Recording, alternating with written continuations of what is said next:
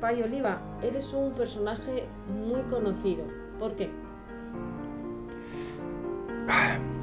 Mira, soy conocido porque me he metido en muchos líos. Vamos a emplear la palabra del Papa Francisco. Lío que hay, ahí estoy yo metido. Porque son muy injustos esos líos. Entonces me he encontrado metido en todo, en la Marina Cue, en todo.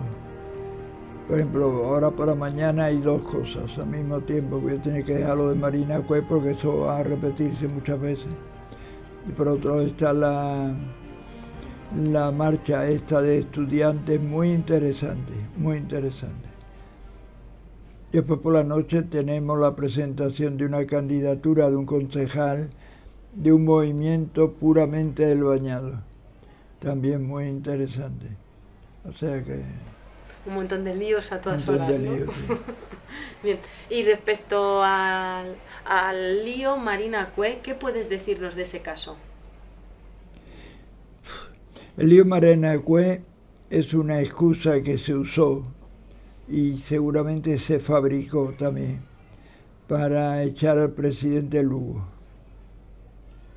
acusándolo de que si ocurría una cosa así era señal de que él no era buen gobernante. Lo que pasa es que esa cosa así seguramente lo más fue hecho por otras personas, no sé si pensando en echar a Lugo y después se aprovechó esto, sino por parte de los ojeros, para meterle miedo a los campesinos que no invadieran más tierras. Entonces por ahí va mi opinión. Pero después se aprovecharon, claro, los políticos y la usaron al mismo tiempo para echar a Lugo. ¿Y qué podemos decir de los procesados que hay ahora en prisión domiciliaria e incluso algún compañero como Rubén Villalba todavía? Los procesados son inocentes. Se le acusan de ocupar una tierra privada. La tierra, ustedes han visto hoy, no es privada. Esa tierra es fiscal, es del Estado. En segundo lugar, se le acusa de matar a policías, a 6 policías. Murieron 11 campesinos, eso no se ha investigado. ¿Quién los mató? Pero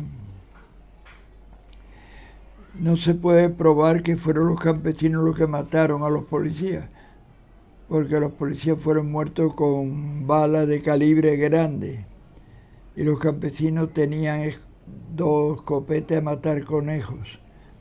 Después las heridas son de arriba para abajo. Eso debió de ser desde una altura o desde el helicóptero policial. Los que dispararon sobre todo para crear esa causa de matanza que acusarían a los campesinos para que no invadan más tierras ojeros. Por ahí anda la cosa.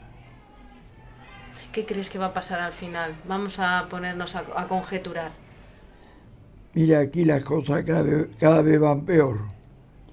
La justicia se compra, se vende. La política se compra y se vende. Los legisladores hacen leyes, pero por ejemplo la última que hicieron, en la cual aceptan que los poseedores de Marina Cue ahora puedan regalar las tierras, cuando las tierras no son suyas, son fiscales. Y ellos la han aceptado en una ley. O sea, es un problemón esto. Paraguay ahora mismo anda muy mal.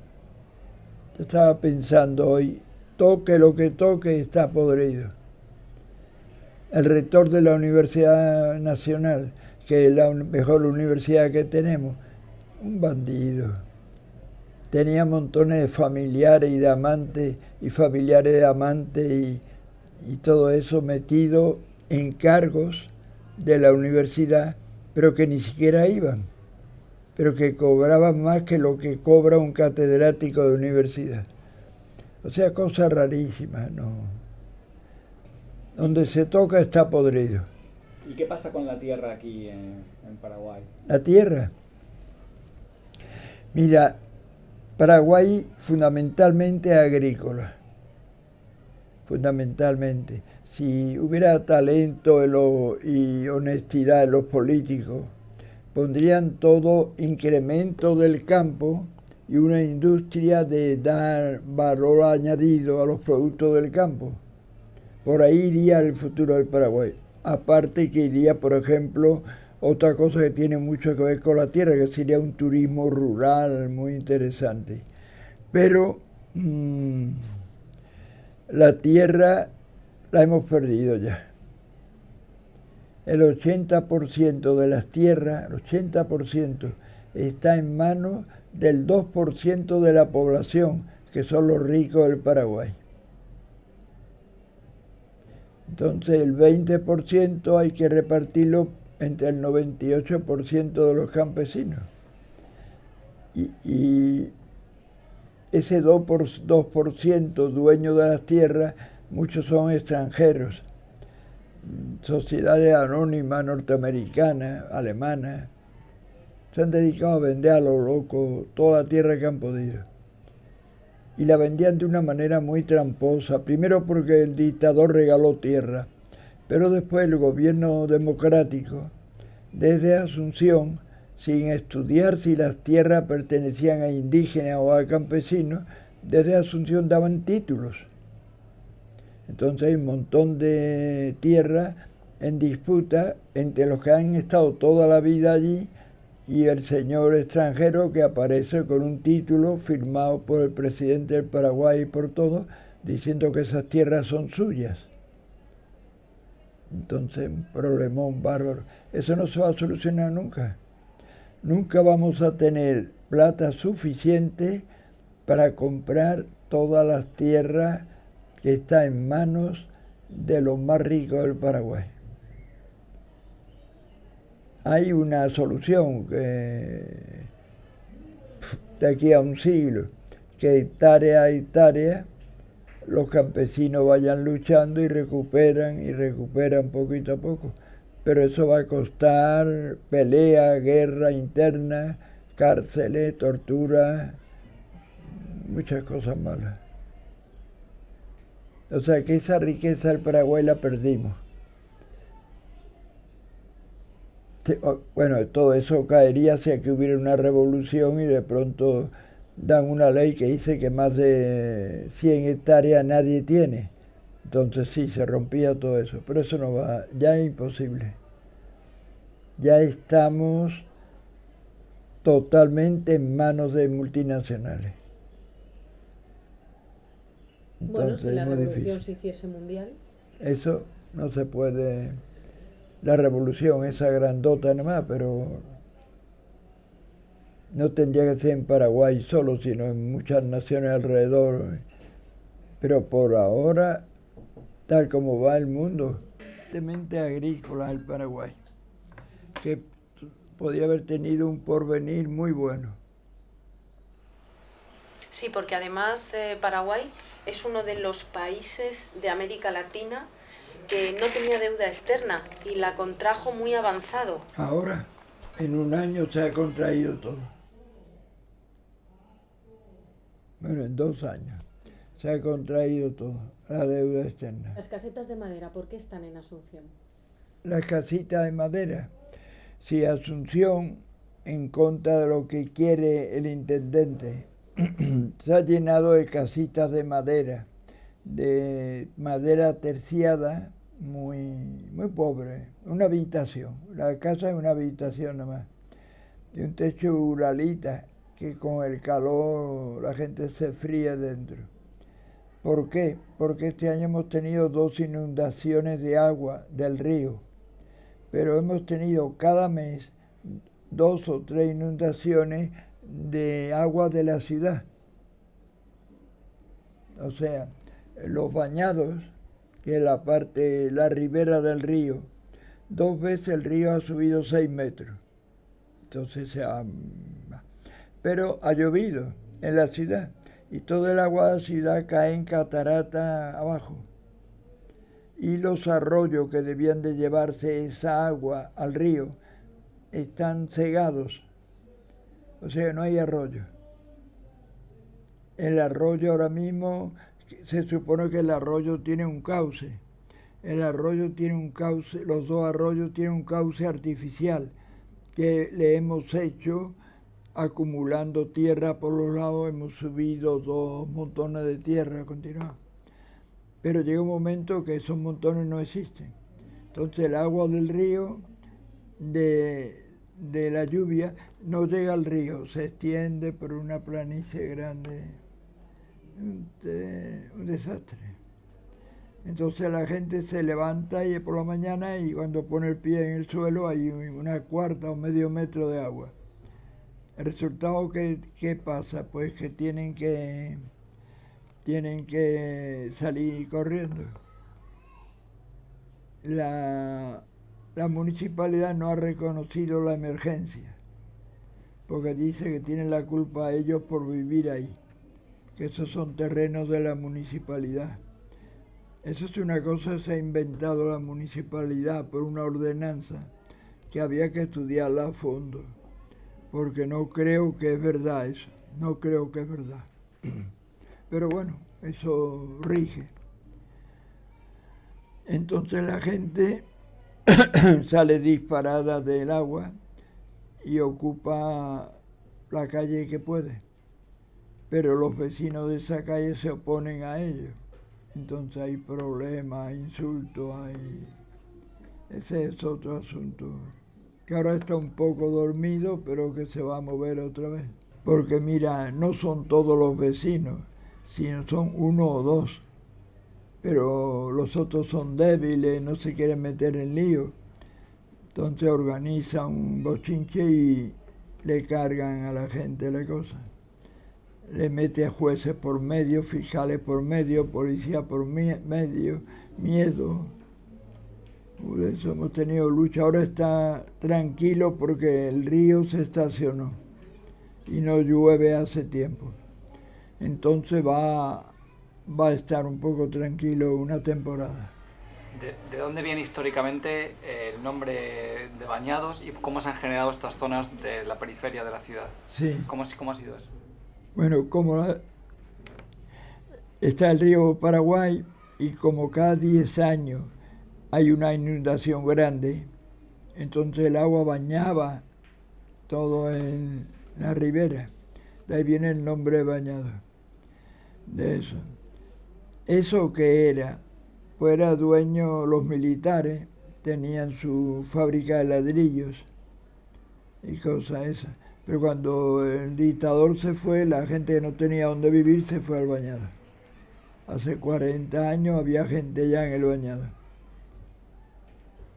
Y bueno, es un problemón porque los quieren echar a todos. Quieren subir los Bañados 6 metros y hacer ahí una Asunción rica. Son 17 kilómetros con una anchura de 2, 3 o 4 kilómetros. Entonces puede hacer una Asunción, yo lo comprendo, una Asunción súper rica, pero y las 120.000 personas que están viviendo ahí, ¿qué va a pasar? Eso no vale. ¿Y esas personas son de la gente venida del campo? Expulsada del campo por los ojeros, que vendieron su hectárea, sus 12 hectáreas, se vinieron a Asunción, creían que iban a poder vivir, y enseguida se le acabó la plata. Y al acabársele la plata, pues no sabían qué hacer ya, meterse en el Bañado. El Bañado es un barrio para entender. ¿Qué es el Bañado exactamente? Bueno, los Bañados es una franja de 17 kilómetros. Entonces hay grupos de pobladores, o sea, distintos barrios. Bañado Norte es un barrio muy grande. Bañado Chacarita, el más antiguo. El Bañado de Tacumbú, otro barrio. El Bañado Sur, que es donde yo trabajo, es otro barrio. Después Yuquití, en la punta, otro barrio.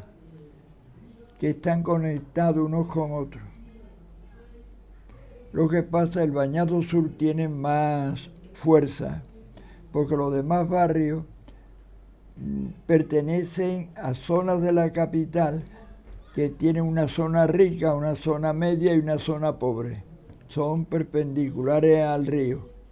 En cambio, el Bañado Sur es horizontal al río. Entonces, una masa de 16.000 personas muy, muy grande. ¿Y está organizada esa masa de personas?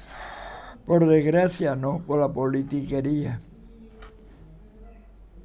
Porque al haber tanta pobreza, tanta miseria, los políticos de los partidos tradicionales van a comprar los votos. Y yo creo que sacan 50.000 o 60.000 votos o 40.000 votos sacan de ahí, comprados. Eso está prohibido, por supuesto, en la ley. Pero es que allá hay una corrupción tremenda. No he visto en 20 años nadie que haya ido a la cárcel. Pero hay fotos y videos y conversaciones grabadas en que se compran los votos. Eso pasa, no, la justicia electoral no ha visto nunca nada. Entonces es una pena eso, porque se estropea. En Paraguay, donde lo toca, salta corrupción. Por eso te digo, estamos sobre una bomba de tiempo. Esto de la bomba de tiempo lo dicen los sociólogos. ¿Qué significa eso? Que se aguanta demasiado. Y un día puede ser que haya suficiente gente que no aguante demasiado y se alce en el Paraguay. El paraguayo es tranquilo, el guaraní es tranquilo, pero cuando se enfada es una fiera. Es tranquilo, aguanta siglos, pero enojado no conviene tenerlo enfrente. Es peligroso el Paraguay. ¿Eh? Hay peligro en el Paraguay. ¿De peligro de qué cosa? Estoy hablando de mafia, de narcotráfico. Estoy hablando de sicarios. Estoy hablando si es peligroso hacer la revolución. Mira, vamos a hablar del narcotráfico. En Paraguay no se fabricaba antes, no se sembraba, ¿cómo se llama? Droga, no. Pero en Paraguay los militares hacían pistas de aterrizaje de aviones pequeños y con los militares los cuidaban. De manera que aseguraban las pistas de aterrizaje. Y entonces el Paraguay estaba metido en todo lo que fuera tráfico de droga. Con el tiempo, esos traficantes de droga no eran extranjeros, eran paraguayos. Antes eran extranjeros y los militares le daban las pistas, prestadas y cobradas muy caras, ¿no? Así se enriquecieron. Después fueron nacionales que se enriquecieron usando las pistas. Después fueron nacionales o extranjeros que compraron a los políticos. Y ahora hay políticos que son narcos.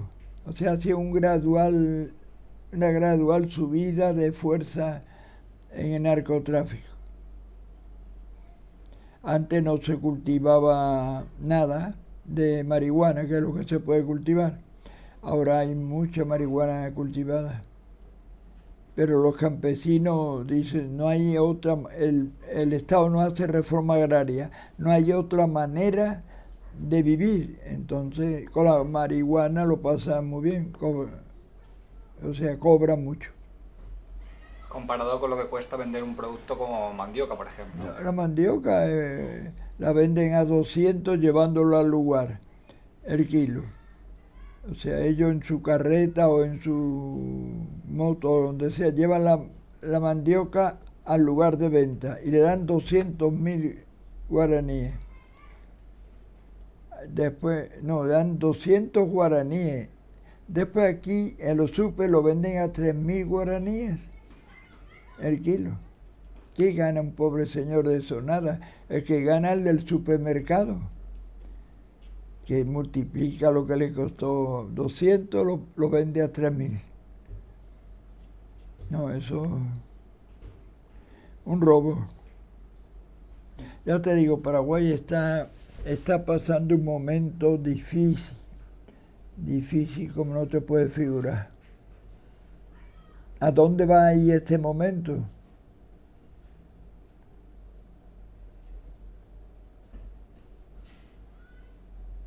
Podía ir a que se despoblara el Paraguay y todo el mundo se fuera al extranjero y se quedaran los más tontos aquí, porque no encontraban otra manera de irse al extranjero, porque la gente, el que más vale, se va. Pero no se van los ricos, porque ellos ya están en el extranjero y aquí. Ellos no se van los politiqueros, que son sus servidores, porque ellos aquí hacen el negocio al servicio de los ricos. Pero la gente normal, avivada, que no tiene miedo a la aventura, a meterse en el mundo, sale corriendo. Se va lejos. En Buenos Aires, Argentina, Buenos Aires, 1 millón de habitantes dice que hay. Yo estoy trabajando allí y había montones. Ya te digo, Paraguay nos están llevando donde no queremos ir. Están haciendo un país como demasiado neoliberal, cuando aquí no hay elementos para grandes negocios neoliberales, sino agricultores sí, pero otras cosas no. Paraguay no hay muchas fábricas, porque habiendo 7 millones de habitantes, y Argentina y Brasil no entienden eso del Mercosur todavía bien.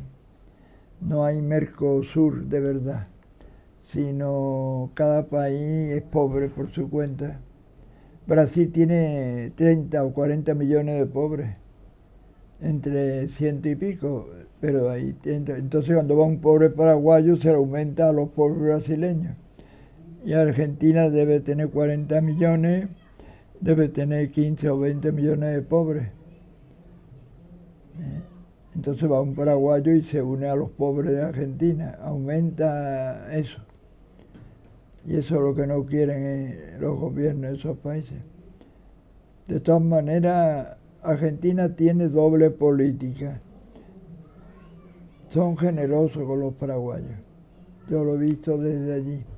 Pero por otro lado, los ricos de Argentina, esos son ingleses. Es como una colonia inglesa. Por eso la tragedia grande de los argentinos en la Guerra de las Malvinas fue cuando ellos tuvieron que renunciar a los ricos, ¿no? Los ricos, en lugar de ir a los colegios de Buenos Aires, lo envían a Inglaterra a estudiar bachillerato y todo eso. O sea que es otro mundo. Y aquí hay comunidades menonitas también en Alemania. Eso es otro asunto muy pesado. Estos señores menonitas han pasado por China antes de venir a Paraguay. Algo curiosísimo. Tiempo de los nazis se fueron a China. Después, porque ellos no quieren servicio militar, son pacifistas totales. Y quieren tener cierta libertad de la educación, la dan ellos. Ellos funcionan con cooperativas. De manera, una cooperativa que es religiosa al mismo tiempo que económica todo. Por ejemplo, si un señor se separa, no sé, con causa, sin causa, no sé, se separa de su señora, no lo admite. Entonces lo echan fuera. Si vuelve otra vez, pues entonces entra en la cooperativa. Todo el negocio es cooperativa. Entre ellos, una cooperativa en serio.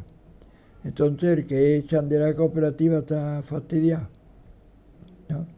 Entonces primeramente era en Europa. De Europa no sé cómo se fueron a... Bueno, eran europeos pues de un tal Menno, uno de los seguidores de Lutero. De ahí se fueron a China.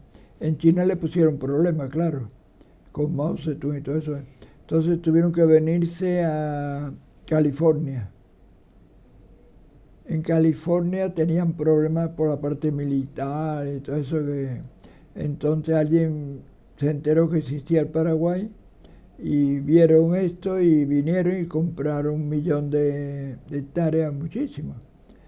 Murieron una cantidad enorme porque ellos no estaban acostumbrados a... No tenían defensa para los mosquitos ni nada, eso venían de otro mundo, ¿no? Entonces, pero como forman una unidad económica muy fuerte, que es religiosa, es social, es para ellos, sí, muy fuerte. Y son honrados a la fuerza o queriendo, porque hoy han crecido una barbaridad. Vinieron pobretones, diríamos, ¿no? Porque de China aquí se arruinaron todo, de China a Canadá aquí se arruinaron todo. Murieron, yo he visto el cementerio de ellos en Puerto Casado, centenares. Pero los que quedaron vivos se fortalecieron, tomaron mucha tierra, lograron que el dictador les diera ventajas de no impuestos. Los impuestos los paga la cooperativa, como cooperativa, no como individuo. Oye, ellos tienen ciertos favores que ya se debían de acabar. Pero en la estructura es como un Estado dentro de otro Estado. La cooperativa es su Estado. Entonces, claro, la cosa le va bien a ellos. Bastante racista, pero por el aspecto religioso es un racismo piadoso. O sea que todavía... Ahora, por ejemplo, hubo elecciones. Ganó un menonita y un indígena. No se sabe cuál de las dos sacó más. Pero el Estado, por supuesto, la justicia electoral hizo todo lo posible que el que ganara fuera el menonita, no el indígena, que ahora le han dado cárcel, todavía, por protestar y eso. O sea, es curioso. Algún día tiene que revisarse el estatus de los menonitas acá. Puede ser que se vayan entonces a otro lado, porque son así, son... ¿Y cómo tratan a los pueblos indígenas ahí en la zona? ¿Cómo? ¿Cómo tratan a los pueblos indígenas de la zona? Ya te digo, es un racismo piadoso. Tú vas a una fábrica de leche, por ejemplo, las que tienen, y lo ves a todos con su traje limpio, con su gorrito blanco, todo eso lo ves. Pero es otro mundo. Lo tratan bien, pero no se funden. Son superiores, pero lo tratan bien. Eso es... Ahí hay una diferencia muy curiosa de estos señores. Después hay dos clases de menonitas también. Unos que son fanáticamente atrasados. O sea, fanáticamente van todos vestidos igual, con una especie de mono, de esos tirantes aquí y todo, no sé cómo le llaman en España eso. Es un mono pero con tirante delante y detrás. Y la señora al estilo antiguo. Esos viven todavía una vida más apartada de la sociedad. Y después hay otros modernizados. Pero los apartados de la sociedad que están en San Pedro, a veces son demasiado ya. No utilizan ruedas, nada más que de carro y eso, pero no de atractores, o sea, cosas curiosísimas para este tiempo. Pero los del Chaco son modernos, ultramodernos, eso sí. Ahora, una disciplina muy fuerte entre ellos. El que religiosamente no marcha en todos sus aspectos, ¿no? Y el que no trabaja o resulta un bandido, no sé cuánto tiempo le puede durar este dominio desde arriba. Porque supongo que no sé si le dejarán matrimonio mixto con paraguayos, no con indígenas, sino con gente paraguaya. Y no sé hasta qué punto, si al no dejarse eso, hay demasiado cosas de prostitutas y de cosas por el estilo ocultas por ahí, o de amantes que le están estropeando lo que él tiene ellos vale, pero es exagerado, no es abierto, es cerrado. La cooperativa es el Estado suyo, que al mismo tiempo es la iglesia, que todo eso está unido. ¿Ves algún país en América Latina que vaya por un camino diferente, hacia más justicia social? En América. En América, hombre, sí. Sí, no sé lo que va a durar. Mira, no sé lo que va a durar porque, por ejemplo, yo ahí te pongo a Argentina, te pongo a Brasil, te pongo a Venezuela, vamos a suponer, te pongo a Ecuador, a Bolivia. Estos países todos tienen una línea social fuerte. Pero acuérdate que estamos en una democracia. Esos países, esa línea social ha venido como una parte mayoritaria, pero no total del país. Entonces de pronto en unas elecciones, por lo que sea, ¿no?, sale mal o engañan a la gente por los medios de comunicación o lo que sea, y entonces ganan los otros, los conservadores. Entonces se acabó toda la línea social. Es curioso eso porque si todo fuera a decir, bueno, en una democracia social se permite diversos partidos, pero no ninguno que niegue el socialismo o la democracia social. Sí, hay partidos muy fuertes y mucho dinero, apoyados desde el extranjero también, para romper esa democracia social. Entonces puede venir unas elecciones, lo que se está pretendiendo que haya en Venezuela. Se aprovechan de cuánto fallo hay y lo utilizan como trampolín para que caiga Venezuela en manos de antes. Y antes era una porquería. Antes no te puedes figurar. Era lo que pasó en Cuba de Batista, ¿no? Eso era una indecencia pura. Era el prostíbulo de Estados Unidos, Cuba, allí. Con Cuba no lo han conseguido porque es chiquitita y se pudo hacer, pero en un país grande como Brasil, Argentina o Venezuela, esto lo pueden hacer. Después hay otra cosa que estoy estudiando estos días. Se están acabando, o hay una tendencia a que se acaben las fronteras de los estados nacionales. La soberanía de un estado tomada en serio como poder de un estado daña al sistema neoliberal global en las más altas manos. Daña. Entonces se van formando como estados. Por ejemplo, la soja, lo que pasa es que la soja dentro de 20 años acabará. Pero toda la parte de Brasil, Bolivia, Paraguay y Argentina que cultiva soja, si no fuera el cultivo de un producto que puede desaparecer, sino que fuera una minería de muchos siglos o fuentes petrolíferas, van a salir estados petrolíferos, nada más. Por ejemplo, ahora se pretende dividir Siria en 2 o 3 estados petrolíferos, Irak en 2 o 3 estados petrolíferos. Cada estado de eso pertenece a la Exxon, a la Mobil o a la compañía petrolífera que sea. Pero es un estado donde la gente vive, trabaja. Ahora, la riqueza de ese estado no es la agricultura como en Paraguay, es el petróleo y punto. O sea, algo curiosísimo que se está experimentando. Si eso se da, Paraguay se queda hecho polvo total. Toda la zona sojera, si la soja fuera una cosa que no se acabara, tiene límites de años de cultivo en la misma tierra. Es como era antes los estados bananeros, cultivaban nada más que bananas, pero entró un virus, se cargó todas las bananas y se acabó los estados bananeros. Pero si el petróleo que más dura más años, eso crearía un...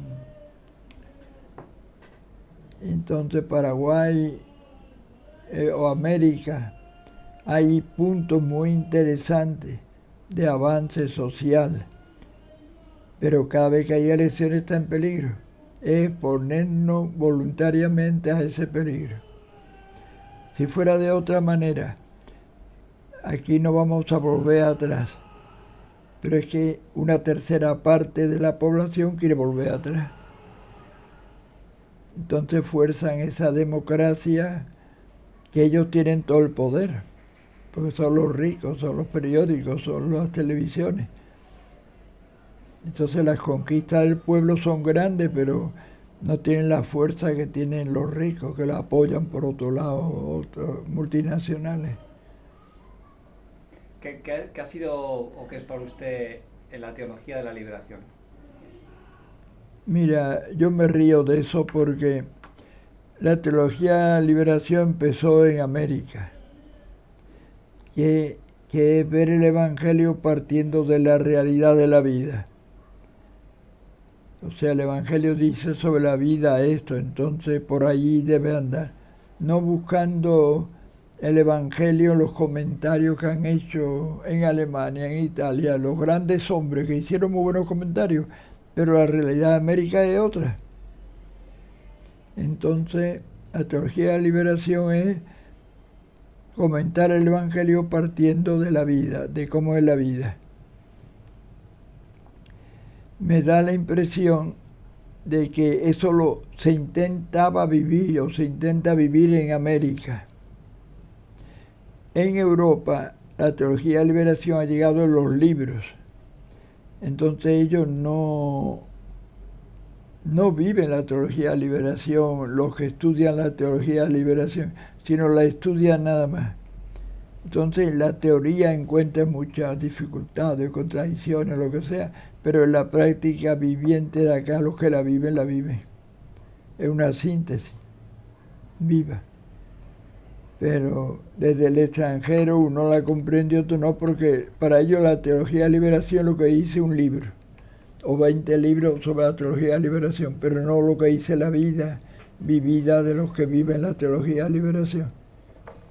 ¿Y qué es la vida de los que viven la teología de la liberación? ¿Qué debe ser? ¿Qué es? Realmente. Pues un poco lo que el Papa lleva consigo, ¿no? Ver el Evangelio, qué es lo que dice el Evangelio. El Evangelio es una doctrina de fraternidad entre todos, de unión, de preferencia a los pobres, etcétera, etcétera. Entonces significa una lucha a favor de los más desprotegidos de la sociedad. Yo como en los mejores tiempos primero de la iglesia así era. Entonces va por ahí. Pero aquí en América Latina se ha debilitado en los últimos tiempos. ¿Cuál? ¿Ha habido persecución hacia los padres que han apoyado la teología de la liberación? ¿Hacia qué? ¿Hacia la teología? O sí. Sí. Persecuciones llamo de obispos que... Sí. Totalmente. En parte pues no la conocen ni la viven tampoco, ¿eh? Ni la conocen ni la viven. O sea que... Ha habido muertes también, ¿no? ¿Eh? Ha habido muertes también. No, porque los obispos lo pueden matar. No, pero en algunas zonas de América Latina, algunos padres o obispos... O sacerdotes o laicos. O sacerdotes que han sido asesinados por propugnar... Muchísimo. Yo empecé una colección y vamos por el 3er libro de gente muerta por vivir cristianismo así. Obispos, sacerdotes, laicos, evangélicos también. O sea, hicimos una cosa que se quedó parada después, pero sí. Cuando hay dictadura, todos esos son los primeros que caen. Porque esos son para los dictadores comunistas. No son comunistas, es cristiano de verdad. Pero tiene cosas sociales que pueden tener los otros, claro, no es único. No es único. Sí. Y bueno, para acabar ya, ¿de dónde viene el Padre Oliva? ¿Eh? ¿De dónde viene el Padre Oliva? ¿Cuáles son los orígenes ¿Quién? del Padre Oliva? Yo. Sí.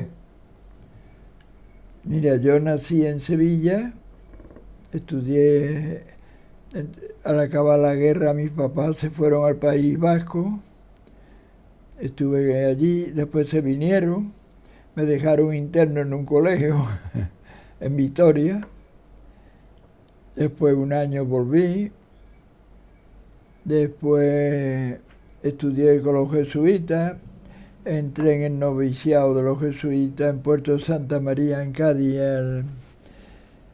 el 46. Después estudié en el Puerto de Santa María 6 años,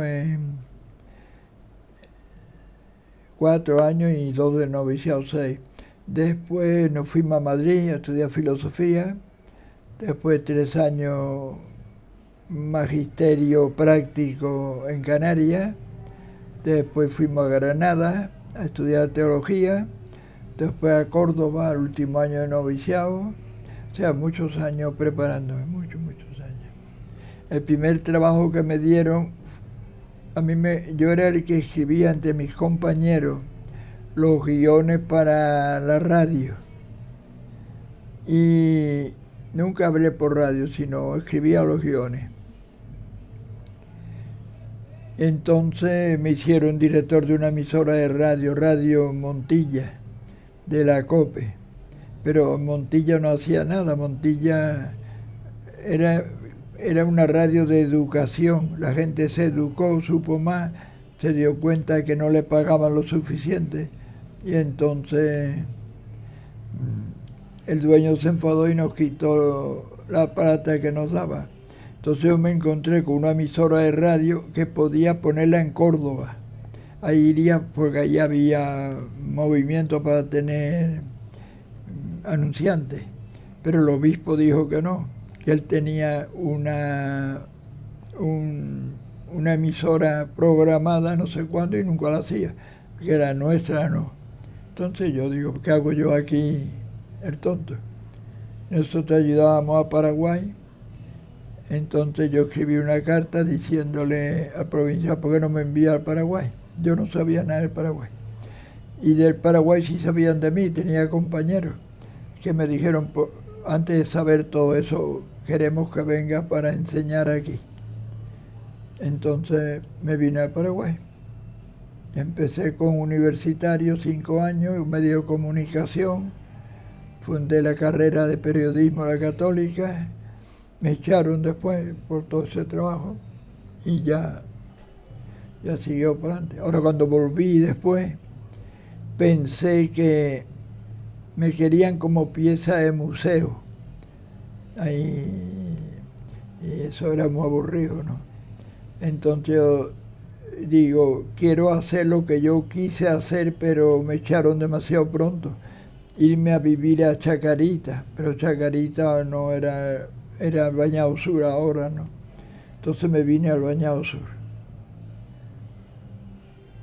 Y después estoy trabajando con gente del Bañado Sur, todo, aunque vivo en la frontera, porque aquí a los del Bañado Sur les conviene salir, si no, horrible. Tenemos, este año son 400 y pico de becados, una bequita chiquitita, pero vienen aquí, van a los colegios, pero después vienen 3 mañanas o 3 tardes, depende, a formación y a todo eso. Después tenemos 120 madres solteras también abajo, en otra casa, que también se les da formación. Y después tenemos este año 61 universitarios con becas en las universidades. No todos pueden entrar en las mejores universidades, comprendo, pero bueno, es un salto infinito.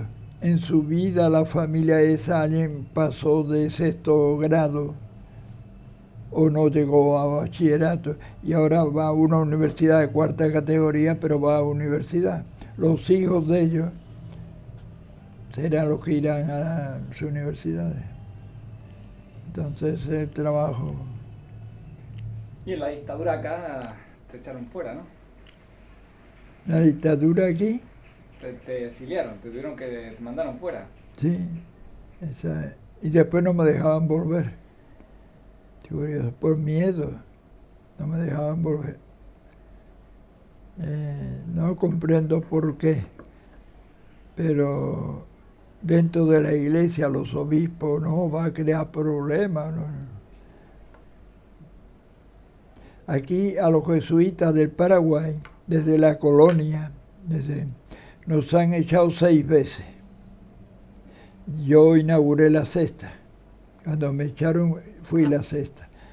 A los 2 años echaron a 5 más. Entonces, no. Pero la 6ª expulsión fue esa. Fue dura la dictadura aquí, ¿no? Fue dura la dictadura acá.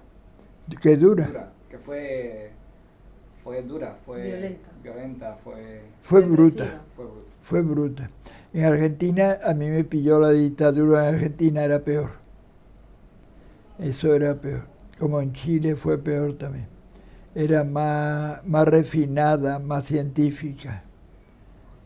Aquí eran brutos. Y eso hacía barbaridades, ¿no? Pero no abarcaban tanto. Hay una diferencia. Argentina era horrible. Yo me pasé 1 año y medio viviendo solo en un sótano, durmiendo solo en un sótano. Las noches podía dormir allí. Y cuando yo me acostaba yo no sabía si yo iba a amanecer al día siguiente. ¿Por qué? Porque el círculo alrededor mío se iba haciendo cada vez más. Se llevaron a una monja que era mi secretaria en una cosa, llevaron a otro paraguayo que era el secretario en otra cosa. Yo hice, entre gente comprometida argentina, 20 bodas y ninguno vivió. Todos fueron... No, era muy difícil, muy difícil. ¿Y qué tan malo estabas haciendo para que fueran a por ti? ¿En Argentina? ¿Cuál era tu delito para ellos? Pues aquí concientizar a la gente. Y en Argentina, pues toda la fama de aquí me la mandaron a Argentina conmigo. Y barbaridades, ¿no? Por ejemplo, nosotros teníamos 1 millón de paraguayos casi en Buenos Aires. 300.000 bolivianos. Después había uruguayos, había chilenos, muchos. Y yo organicé todo eso en grupo autóctono, ¿no? Pues con la ayuda de gente, pero en grupo. Entonces nos enterábamos de muchas cosas.